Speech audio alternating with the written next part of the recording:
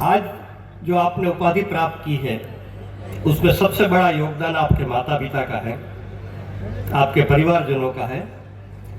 उन सभी को भी मैं बहुत बहुत अभिनंदन और कृतज्ञता व्यक्त करता हूं मंच से।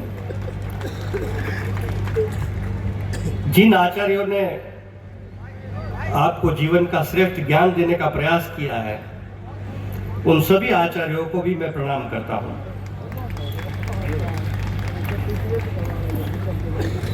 आज का दिन जिन विद्यार्थियों को उपाधि प्राप्त हुई है, इनके लिए एक बहुत सुवर्ण दिवस माना जाता है। इसलिए मैंने आप सबको निवेदन किया था कि उनका उत्साह बढ़ाने के लिए जरूर तालियां बजाएं हम लोग। ये दीक्षांत शब्द है जो वो हमारी भारतीय परंपरा एक विशेष शब्द है। दीक्षांत शब्द अपने आप में जहां एक और अवधि पर्यंत प्राप्त ज्ञान अथवा नैपुण्य के एक पड़ाव का सूचक है, वहीं दूसरी ओर एक प्राप्त ज्ञान को व्यवहारिक रूप देने हेतु प्राप्त किए जाने वाले नैपुण्य अथवा दीक्षा का भी सूचक है। भारत में शिक्षा विद्या की एक गुरुकुल परंपरा रही है।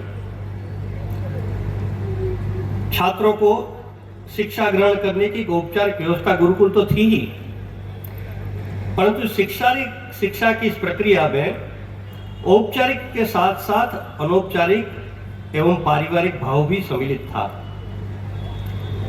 और शिक्षा की यह परंपरा, गुरुकुल की जो हमारी परंपरा थी, वो छात्रों को भावी जीवन के लिए तैयार करती थी, न सिर्फ डिग्रियां देती थी।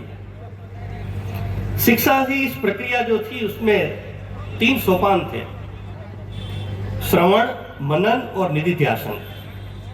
श्रवण अर्थात जो आचार्य आपको पढ़ाते हैं उसको सभी इंद्रियों के द्वारा ज्ञान प्राप्त करने, ग्रहण करने का प्रयास करना, इसको श्रवण कहते हैं।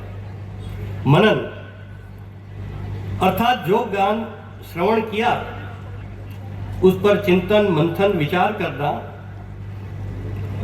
इसको मनन कहते हैं। और निधिध्यासन,